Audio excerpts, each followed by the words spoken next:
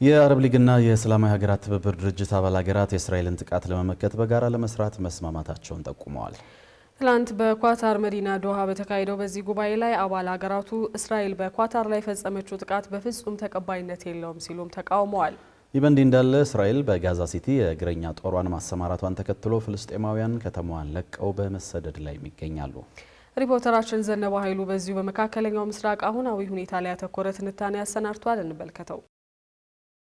በሰላም ውሎ ማደር ብርቅ በሆነበት በመካከለኛው ምስራቅ ያንዣበበው የግጭት ቀውስ ከቀን ወደ ቀን እየባሰበት እንጂ ሊሻለው አልቻለም።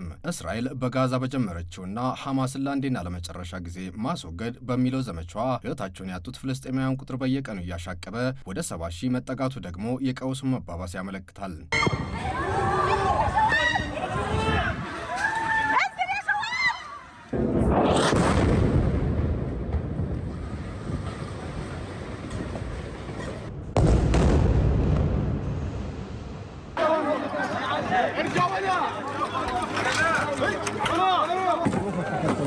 ይህ ሐማስን የማስወገድ የእስራኤል ጥቃት ከሰሞኑ ድንበር ተሻግሮ ኳታር መዲና ዶሃ መድረሱ ሀገሪቱን ክፉኛ አበሳጭቷል። ኳታር ለተባበሩት መንግስታት ድርጅት የጸጥታው ምክር ቤት ሉዓላዊነቴ በእስራኤል ተደፈረ ብላ አቤቱታ አቅርባ ምላሽ ብታጣ መሪዎቿ ወደ ዋሽንግተን አምርተውም ከአሜሪካ ባለስልጣናት ጋር መክረው ያለአንዳች መፍትሄ ተመልሰዋል። ነገረ ዓለሙ ያላማራት ኳታር በመጨረሻም የአረብ ሀገራትና እስላማዊ ሀገራት ኑና ፍረዱኝ በማለት በመዲናዋ ዶሃ የምክክር መድረክ አሰናድታለች።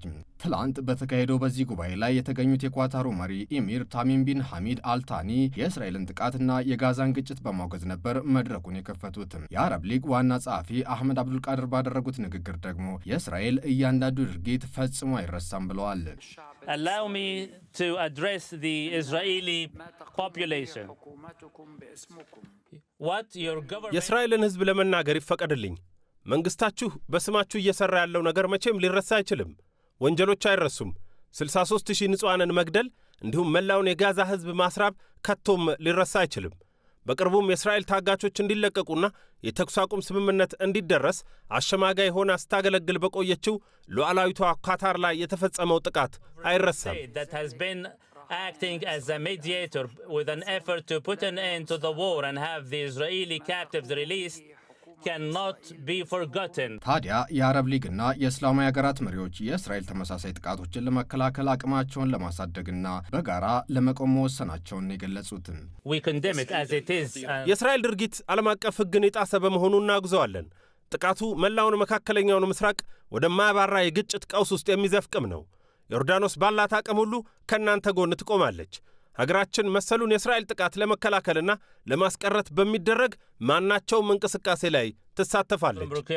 Israel's policies of occupation, destruction, assassination. እኛ የምንረዳው የእስራኤል ፖሊሲ በኃይል ግዛት መያዝ ነው፣ ማውደም ነው፣ መግደልና ዘር ማጥፋት ነው። እነዚህ ድርጊቶች ያለ ከባድ ማዕቀብና ቅጣት ሊቆሙ አይችሉም። ይህን ማድረግ የሚያስችለን ዘዴም ሆነ አቅም ደግሞ አለን። በሌላ በኩል ቁልፍ በሆኑ በተለያዩ ዘርፎች ላይ ራሳችንን መቻል ይጠበቅብናል። በዋናነት የመከላከያ ኃይላችንን ማጠናከር አለብን። እኛ ለእናንተ ልምዳችንንና ወታደራዊ አቅማችንን ለማጋራት ዝግጁ ነን። And we are prepared to share our expertise and capabilities with you.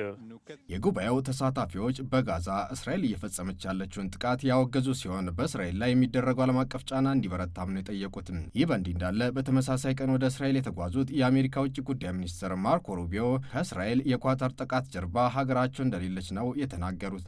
ሩቢዮ ከእስራኤሉ ጠቅላይ ሚኒስትር ቤንያሚን ኔታንያሁ ጋር በመሆን በሰጡት ጋዜጣዊ መግለጫ ላይ እስራኤል በኳታር ላይ የፈጸመችው ጥቃት አሜሪካ ከአረብ ሀገራት ጋር ያላትን ግንኙነት አያሻክረውም ተብለው ቢጠየቁም አረ በፍጹም የሚል ምላሽ ነው የሰጡት። አሜሪካ ለእስራኤል የምትሰጠውን ያልተገደበ ድጋፍ አጠናክራ እንደምትቀጥል የተናገሩት ሩቢዮ ፕሬዚዳንት ትራምፕ የኔታንያሁን እቅድ እንደሚጋሩና እንደሚያከብሩት ነው የገለጹት። ፕሬዚደንት ትራምፕ በጋዛ ያለውን ሁኔታ እንደሚረዱት በሐማስ የተያዙ በሕይወት ያሉና ሕይወታቸው ያለፈ ሁሉም ታጋቾች ወደ ቤታቸው በአፋጣኝ መመለስ አለባቸው። የቀጠናውን ሰላምና መረጋጋት የሚያደፈርሰው ሐማስ ትጥቅ መፍታት አለበት። ይህ ሲሆን ነው የጋዛ ነዋሪዎች የተሻለ ነገር የሚኖራቸው። ይህ ግን ሐማስ እስካልጠፋና ታጋቾች ሙሉ በሙሉ እስካልተለቀቁ ድረስ ሊሆን አይችልም። በመሆኑም ፕሬዚደንት ትራምፕ ይህ ግብ እንዲሳካ ቁርጠኛ ናቸው። በሌላ በኩል ከቀናት በፊት ትራምፕ እስራኤል መሰሉን ጥቃት ዳግም እንደማትፈጽም ቢገልጹም ኔታንያሁ ግን በእስራኤል ላይ ጥቃት ፈጽሞ ተደብቆ ያመለጠን የለምና እንገፋበታለን ነበር ያሉት።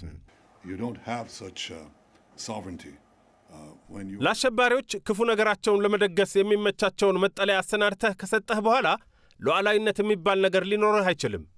በዓለም አቀፍ ሕግ መሠረት አንድ አገር ዜጎቹን የገደሉበትን ግለሰቦች ከራሱ ድንበር አልፎ መግደል እንደሚችል ተደንግጓል። እስራኤል የምትመራውም በዚሁ ሕግ ነው። ይህ የጠቅላይ ሚኒስትሩ ንግግር በቀጣይ ኳታርም ሆነች የሐማስ አመራሮች የሚኖሩባቸው ሀገራት የእስራኤል ጥቃት ኢላማ ሊሆኑ ይችላሉ እንደማለት መሆኑ ታዲያ የቀጠናውን ውጥረት እንዳያባብሶ ተሰግቷል። በሌላ በኩል ኔታንያሁ በጋዛ ሲቲ የተጀመረውን የአየርና የምድር ጥቃት ሐማስን ለማስወገድ የተወሰደ እርምጃ መሆኑን ጠቅሰው ፍልስጤማውያኑ ከተማዋን ለቀው እንዲወጡ ማዘዛቸውንም ጠቁመዋል። በከተማዋ የነበሩት ሕንፃዎችን በአየር የደበደብነው የሐማስ ምሽጎች ስለሆኑ ነው ያሉት ጠቅላይ ሚኒስትሩ ሐማስ ሕንፃዎቹን ብቻ ሳይሆን ፍልስጤማውያንንም እንደ መሸሸጊያ እየተጠቀመባቸው በመሆኑ ንጹሐን እንዲያልቁ ምክንያት ሆኗል ብለዋል። የእስራኤል እግረኛ ጦር ከትላንት ጀምሮ በአየር እየታገዘ በጋዛ ሲቲ ከባድ ጥቃት መሰንዘር መጀመሩን ተከትሎ ፍልስጤማውያን እግር ወዳመራቸው መሰደድ መጀመራቸውን የተነገረው